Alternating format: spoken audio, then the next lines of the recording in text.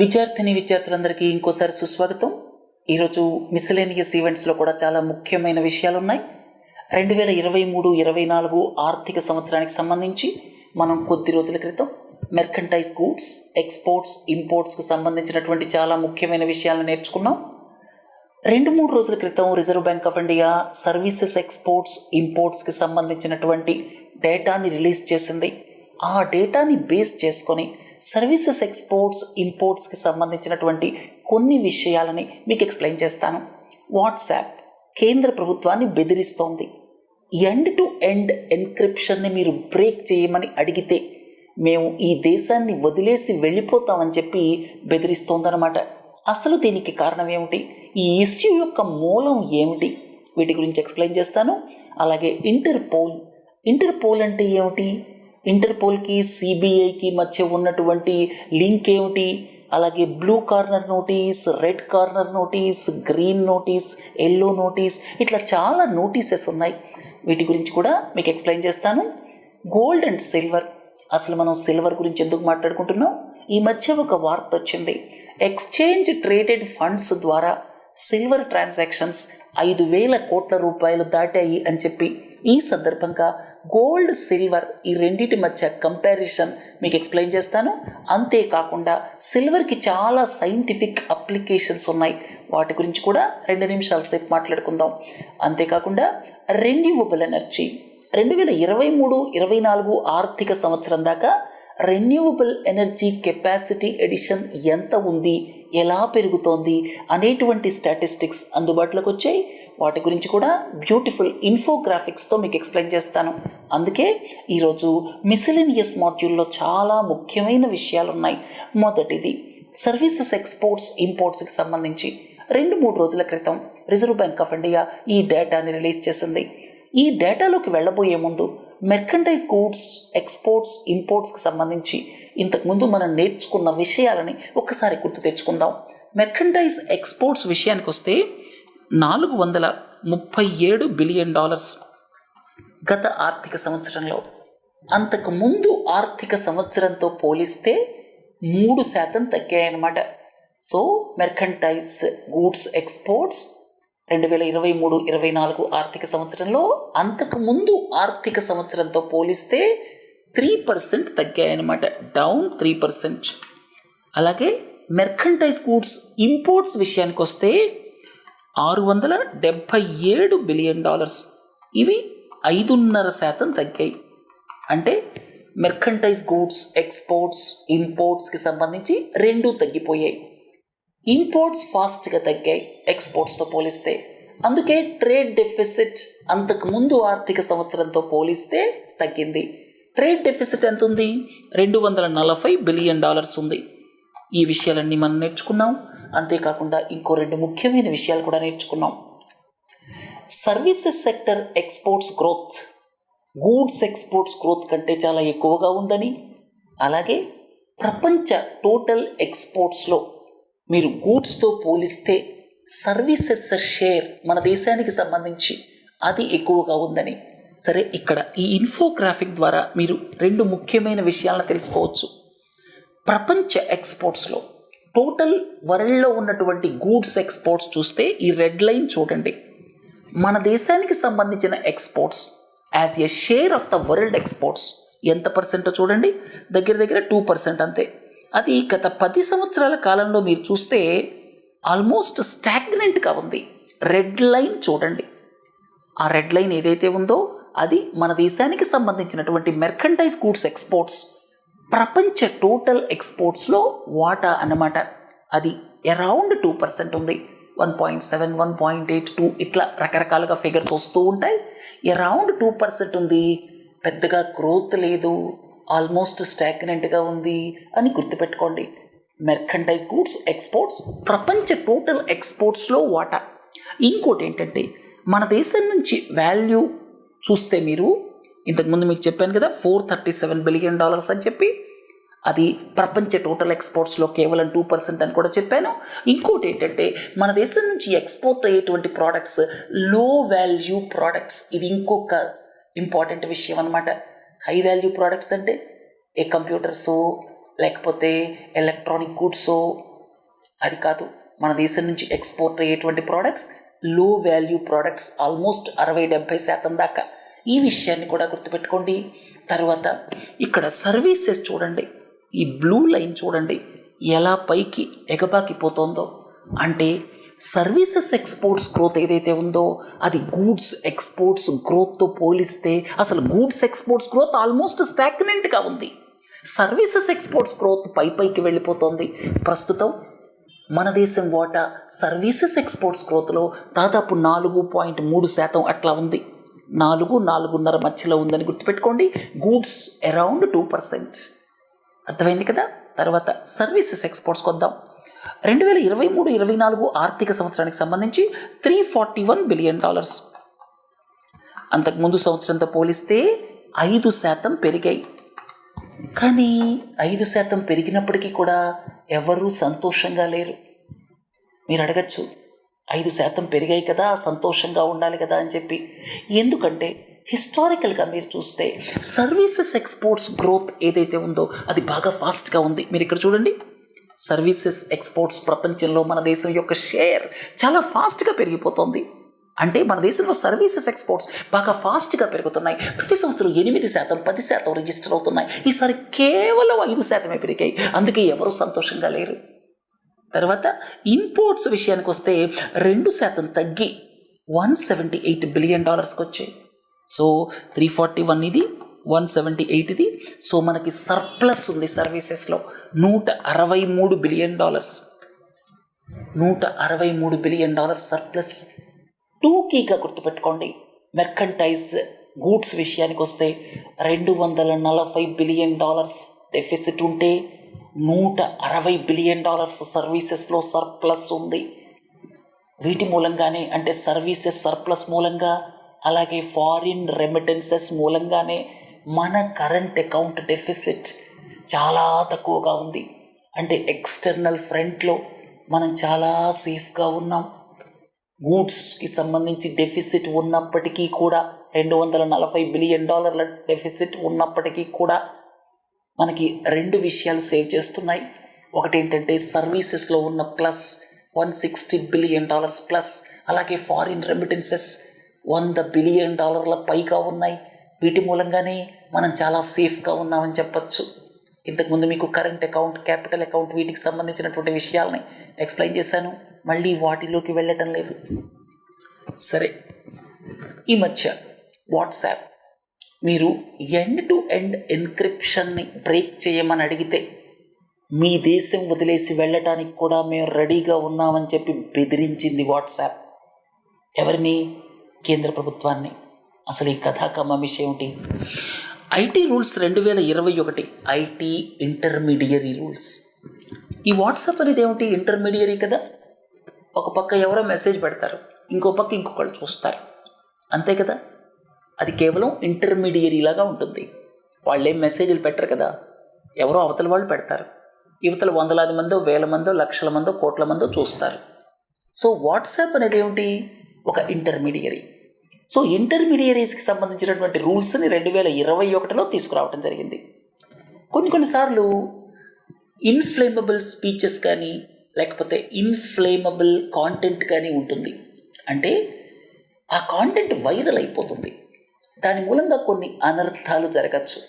Especially religions మధ్య జరిగేటువంటి గొడవలకి చాలాసార్లు ఇలాంటి ఇన్ఫ్లమేటరీ మెసేజెస్, వైరల్ అయినటువంటి మెసేజెస్ కారణం కావచ్చు. అందుకని ఐటీ ఇంటర్మీడియరీస్ రూల్స్లో భాగంగా కేంద్ర ప్రభుత్వం ఆదేశిస్తే ఎండ్ టు ఎండ్ ఎన్క్రిప్షన్ని మీరు బ్రేక్ చేయాల్సి వస్తుంది. అంటే అసలు ఆ మెసేజ్ ఒరిజినేటర్ ఎవరో మాకు చెప్పాలి. ప్రతిసారి మేము అడగం, మాకు అవసరమైనప్పుడు అడుగుతాం. ఏదైనా సరే ఇష్యూ వచ్చిందనుకోండి, నేషనల్ సెక్యూరిటీ కావచ్చు, టెర్రరిజం కావచ్చు, ఇలాంటి వాటిల్లో చీటింగ్ కావచ్చు, ఇలాంటి వాటిల్లో ఎప్పుడైనా సరే ఒరిజినేటర్ ఎవరు, అసలు ఎక్కడి నుంచి ఒరిజినేట్ అయింది, పలానా మెసేజ్, ఏదైనా ఇన్ఫ్లమేటరీ మెసేజ్ ఒరిజినేట్ అయిన తర్వాత లక్షలాది మందికి వెళ్ళటం వలన ఒక్కోసారి నేషనల్ సెక్యూరిటీ ఎఫెక్ట్ అవ్వచ్చు. సో అలాంటి థ్రెట్స్ వచ్చినప్పుడు అసలు ఎవరు దీనికి కారణం, ఎక్కడ మొదలైంది, ఇది మేము తెలుసుకోవాల్సిన అవసరం ఉంది. అందుకని ఇంటర్మీడియరీ రూల్స్లో ఏం పెట్టారంటే, మేము అడిగితే మీరు ఒరిజినేటర్ ఎవరో చెప్పాలి. ఈ విషయం మీద వాట్సాప్ కోర్టుకు వెళ్ళింది. కోర్టులో సమర్పించిన ఎఫిడవిట్లో వాళ్ళు ఏమన్నారంటే, end to end encryption messages అన్నీ కూడా మూడో వ్యక్తి చూడలేడు. ఎవరైతే పెడుతున్నారో, ఎవరైతే రిసీవ్ చేసుకుంటున్నారో, మా ఆర్కిటెక్చర్ అలా ఉంది, ఎవరు చూడలేరు, మేము కూడా చూడలేము. అంటే వాట్సాప్ కూడా దాన్ని ఎండ్ టు ఎండ్ ఎన్క్రిప్షన్ అంటారు. అందుకని దాన్ని బ్రేక్ చేయాలి అంటే రైట్ టు ప్రైవసీ ఎఫెక్ట్ అవుతుంది. రైట్ టు ప్రైవసీ అనేటువంటిది ఫండమెంటల్ రైట్. అలాంటి స్థితి వస్తే మీరు చాలామందికి మీరు ఇంటర్సెప్ట్ చేయమని అడగచ్చు. అలాంటప్పుడు మేము బ్రేక్ చేసి ఇస్తే ఫండమెంటల్ రైట్స్ ఎఫెక్ట్ అవుతాయి. మా పాలసీ కూడా అది కాదు.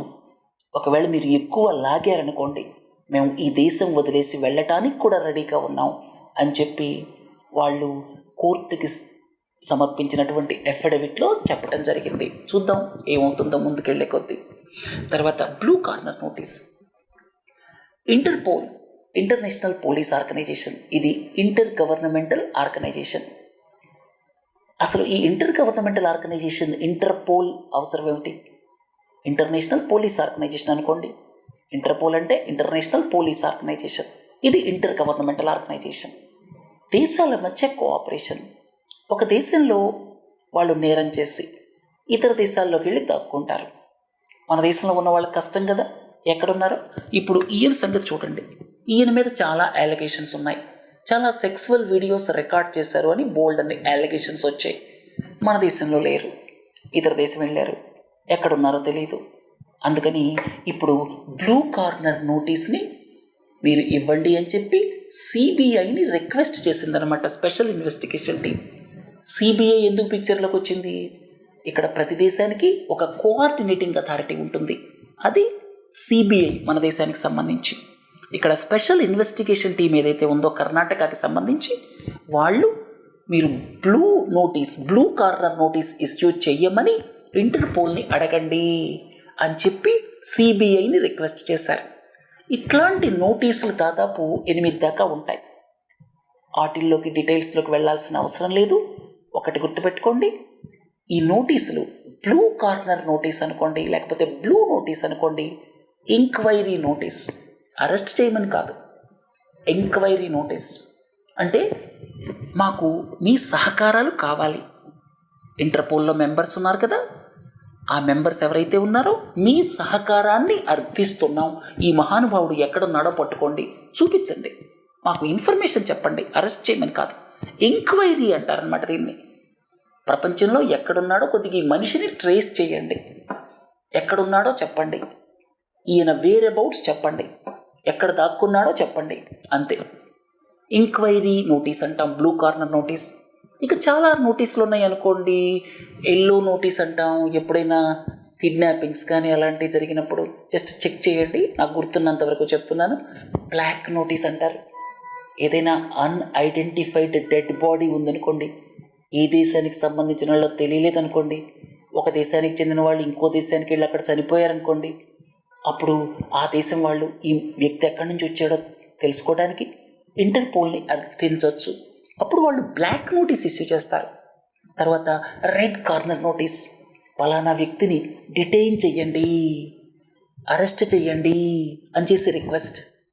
ఫలానా వ్యక్తిని డిటైన్ చేయండి, మీరు అరెస్ట్ చేయండి అని చేసేటువంటి రిక్వెస్ట్ ఏదైతే ఉందో అది రెడ్ కార్నర్ నోటీస్. బ్లూ అంటే ఎంక్వైరీ మాత్రమే, ఎక్కడున్నారో చెప్పండి, ఈయన వేర్ అబౌట్స్ చెప్పండి, ఈయన ఆచూకీ చెప్పండి. ఇట్లా రకరకాల నోటీసులు ఉన్నాయి.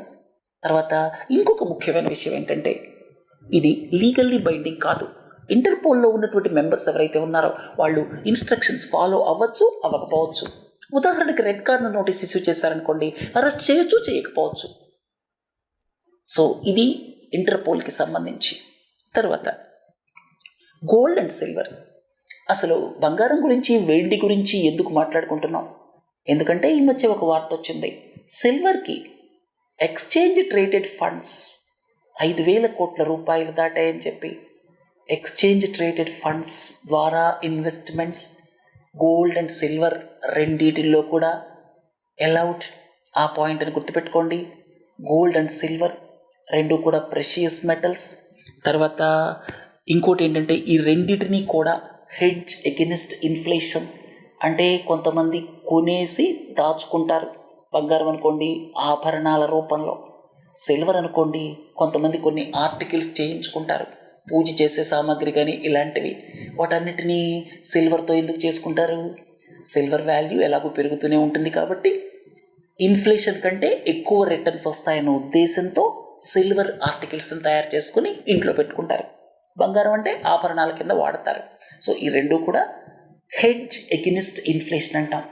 తర్వాత ఇంకోటి ఏంటంటే ఇక్కడ లిక్విడేట్ చేయడానికి, కావలసినప్పుడు అమ్ముకోవడానికి, రెండింటికి దాదాపుగా ఈక్వల్ మెకానిజమ్స్ ఉన్నాయి. మీరు సిల్వర్ని కూడా తీసుకెళ్తే వెంటనే అమ్మేయచ్చు, గోల్డ్ లాగే. అయితే గోల్డ్కి చాలా ట్రాన్స్పరెంట్ కార్పొరేట్ మెకానిజమ్స్ ఉన్నాయి, లోన్స్ తీసుకోవడానికి కావచ్చు, ఇతరితర కావచ్చు, సిల్వర్తో పోలిస్తే. తర్వాత సిల్వర్ ఇంపోర్ట్స్ మనకి ఎక్కువగా వెస్ట్ ఏషియా నుంచి వస్తాయి. రెండూ ఇంపోర్టెడే, సిల్వర్ అయినా సరే గోల్డ్ అయినా సరే. గోల్డ్ ఎక్కువగా స్విట్జర్లాండ్ నుంచి వస్తుంది, సిల్వర్ ఏమో వెస్ట్ ఏషియా నుంచి వస్తుంది. తర్వాత ఈ రెండింటికి కూడా డాలర్తో పోలిస్తే ఇన్వర్స్ రిలేషన్షిప్ ఉంది. అంటే డాలర్ వాల్యూ తగ్గినప్పుడు గోల్డ్ వాల్యూ, సిల్వర్ వాల్యూ పెరుగుతుందన్నమాట. ఈ రకమైన ఇన్వర్స్ రిలేషన్షిప్ హిస్టారికల్గా ఎవిడెంట్గా ఉంది. అయితే ఇండస్ట్రియల్ సైంటిఫిక్ అప్లికేషన్స్ సిల్వర్కి ఎక్కువ ఉన్నాయి గోల్డ్తో పోలిస్తే. టోటల్ గోల్డ్లో 10-15% మాత్రమే ఇండస్ట్రియల్ అప్లికేషన్స్కి వాడతారు. ఉదాహరణకి గోల్డ్ నానో పార్టికల్స్. ఒక సిల్వర్ విషయానికి వస్తాయి 50% కంటే ఎక్కువ మన దేశానికి ఇంపోర్ట్ చేసుకునేటువంటి సిల్వర్ ఏదైతే ఉందో దాన్ని ఇండస్ట్రియల్ సైంటిఫిక్ అప్లికేషన్స్కి వాడతారు. సిల్వర్ని అంత ఎక్కువగా ఎందుకు వాడతారు? దానికి చాలా ప్రాపర్టీస్ ఉన్నాయి. హీట్ కండక్టివిటీ కావచ్చు, ఎలక్ట్రిసిటీ కండక్టివిటీ కావచ్చు. ఇది దాదాపుగా హయ్యెస్ట్ అని చెప్పాలి. ఎలక్ట్రిసిటీ హీట్ కండక్టివిటీ ఏదైతే ఉందో హయ్యెస్ట్ ఫర్ ఎనీ ఎలిమెంట్. అంతేకాకుండా సెన్సిటివిటీ టు లైట్, అలాగే యాంటీ బ్యాక్టీరియల్ క్వాలిటీస్ ఉన్నాయి. తర్వాత వెల్డింగ్ చేసేటప్పుడు దీన్ని రా మెటీరియల్గా వాడతారు సోల్డర్లో. తర్వాత బ్యాటరీస్లో, డెంటిస్ట్రీలో రా మెటీరియల్గా వాడతారు. ఇట్లా ఇన్ని ప్రాపర్టీస్ ఉన్నాయి కాబట్టి సిల్వర్కి చాలా అప్లికేషన్స్ ఉన్నాయి. మెడిసిన్స్ తయారు చేయడం కావచ్చు, సోలార్ ఎనర్జీ కావచ్చు, ఆర్ఎఫ్ఐడి చిప్స్ కావచ్చు, సెమీ కండక్టర్స్ కావచ్చు, టచ్ ఫోన్ స్క్రీన్స్ కావచ్చు, అంటే ఫోన్ టచ్ స్క్రీన్ ఫోన్స్ కావచ్చు, వాటర్ ప్యూరిఫికేషన్ సిస్టమ్స్ కావచ్చు, వీటన్నిటిలో సిల్వర్ని వాడతారు. సరే, ఈ ఇన్ఫోగ్రాఫిక్స్ చూడండి. ఇంతకుముందు మీకు ఒక చిన్న పాయింట్ చెప్పడం మర్చిపోయాను. అదేంటంటే ఇక్కడ ఈ slide global capability centres high value ఏదైతే ఉందో హై వాల్యూ ప్రోడక్ట్స్ని సర్వీసెస్లో మన దేశానికి అవుట్సోర్స్ చేస్తున్నారు. R&D కావచ్చు, ఇతరితర హై వాల్యూ రీసెర్చ్ కావచ్చు. మీరు ఇక్కడ గమనిస్తే 2740 గ్లోబల్ కేపబిలిటీ సెంటర్స్ ఉన్నాయి. జనరల్ ఎలక్ట్రిక్ కావచ్చు, మైక్రోసాఫ్ట్ కావచ్చు, అలాంటివి. బెంగళూరులోనే 34%, ఢిల్లీలో 16%. అంటే బెంగళూరులో 3/4 పైగా గ్లోబల్ కేపబిలిటీ సెంటర్స్ ఉన్నాయి. గ్లోబల్ కేపబిలిటీ సెంటర్స్లో హై అండ్ రీసెర్చ్ జరుగుతూ ఉంటుంది. సరే, ఈ ఇమేజెస్ చూడండి. మీరు ఇక్కడ గమనించవచ్చు రెన్యూవబుల్ ఎనర్జీ. ఇప్పటిదాకా ఇన్ని మెగావాట్. రెన్యూవబుల్ ఎనర్జీలో లార్జ్ హైడ్రో ఉండదు, స్మాల్ హైడ్రో మాత్రమే ఉంటుంది.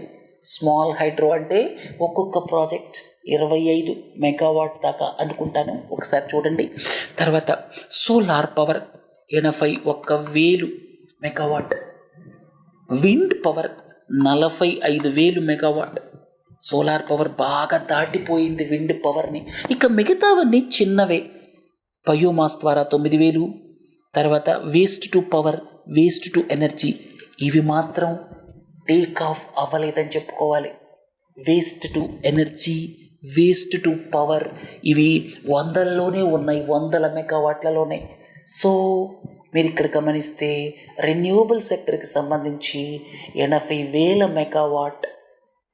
టోటల్ ఎంత ఉంటుంది? రెన్యూవబుల్, నాన్ రెన్యూవబుల్ అన్నీ కలిసి దాదాపు 4 లక్షల మెగావాట్లకు పైగా ఉంటుంది కెపాసిటీ, అంటే ఎలక్ట్రిసిటీ జనరేషన్ కెపాసిటీ.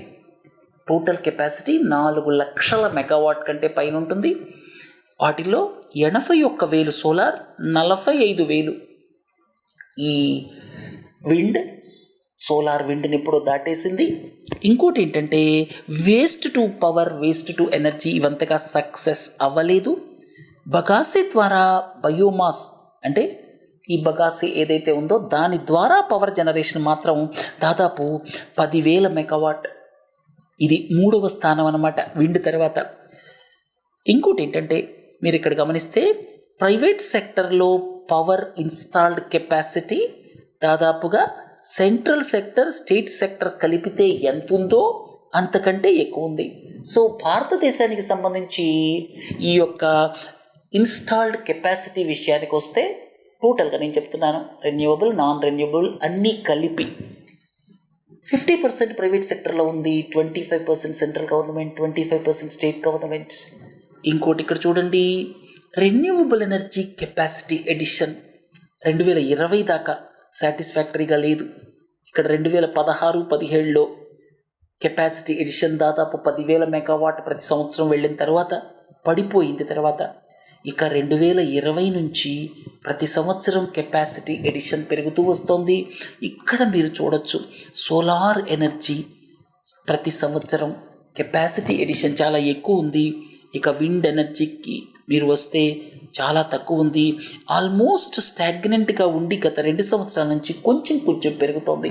కాబట్టి గవర్నమెంట్ పాలసీస్ సోలార్ ఎనర్జీకి ఎక్కువ ఫోకస్, ప్రామినెన్స్ ఇస్తున్నాయి అని మనం అర్థం చేసుకోవచ్చు. సోమవారం సైన్స్ అండ్ టెక్నాలజీతో కలుద్దాం. నమస్తే.